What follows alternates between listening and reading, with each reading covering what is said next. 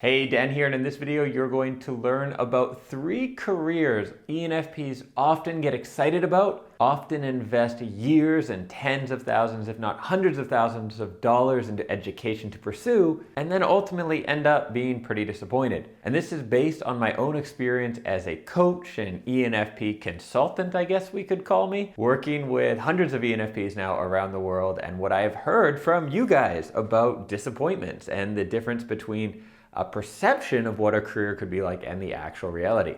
Now, if you're new to the channel, my name is Dan. This is Dreams Around the World, and my mission here is to help you become the best version of yourself, all while creating the most awesome life possible for you and those you love. So before I jump into these 3 careers, one thing I do need to say is that when you're looking at a job and your enjoyment or success in it, there's more to it than just the category or the title. For example, in law, you could be the lawyer fighting the big fight against the evil company and you're working with a small team of people you really love fighting for justice, or you could be at the lowest rung of the ladder in a corporate law firm where you're essentially a glorified secretary. You're a lawyer in both cases, but your day-to-day experience is pretty much 100% different. So that's something to keep in mind with all of these examples, is often finding the right fit and the right company to work for, or maybe starting your own company, can be a solution to work in the field you're really interested in, but perhaps generally does not align with your personality. So number 1 is architecture. I have talked to more than a few ENFPs who've become architects. They were so excited about design, about doing things differently, about changing buildings and just creating things. And then they got into an actual job as an architect and were like, oh wow, this is really boring.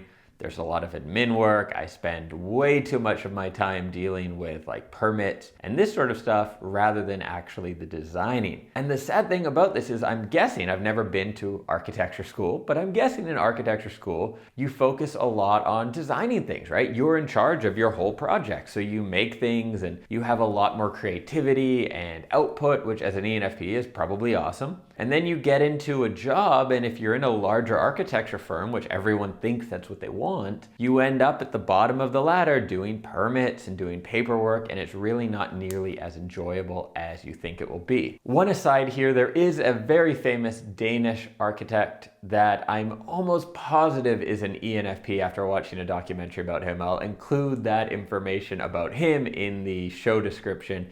And maybe that is someone you can model if you are an ENFP and you still want to go into architecture. You can model what he's done in his career as perhaps a blueprint for a really successful, highly creative architecture career. Number 2 is digital marketing. I have talked with ENFPs who get really excited about digital marketing. They're like, I love technology. I love marketing, or I think I love marketing. I don't really know what it is, they say, but it sounds really exciting, right?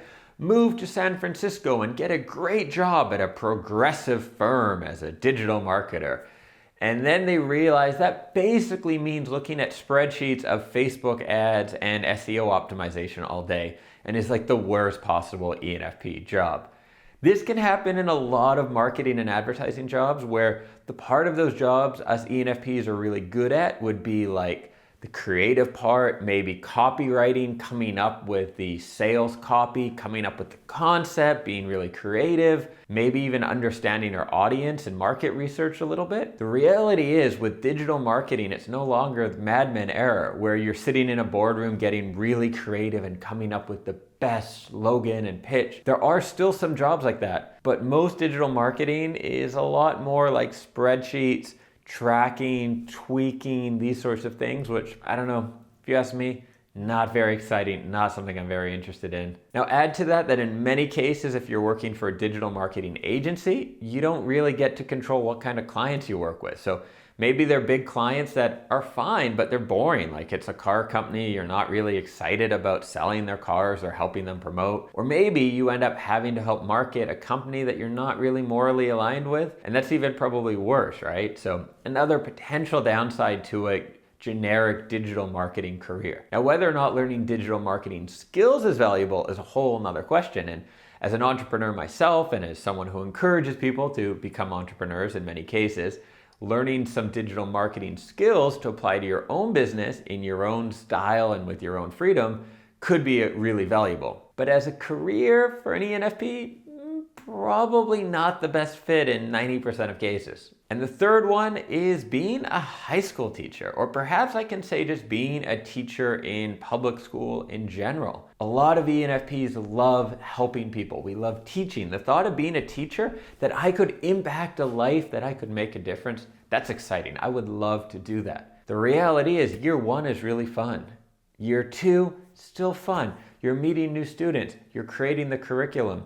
You're getting to understand these children. You're getting to change lives. Year 3, 4, 5, from what I've been told from teachers, the bureaucracy adds up. The frustration adds up of being in a system that's so confining and of having to teach the same lessons over and over again and having to be really strict on what you can teach in many school systems, right? This is the kind of stuff you have to teach. This is how you have to teach it. So well, on the surface, being a teacher is something ENFPs are amazing at. We're great teachers. We're great storytellers.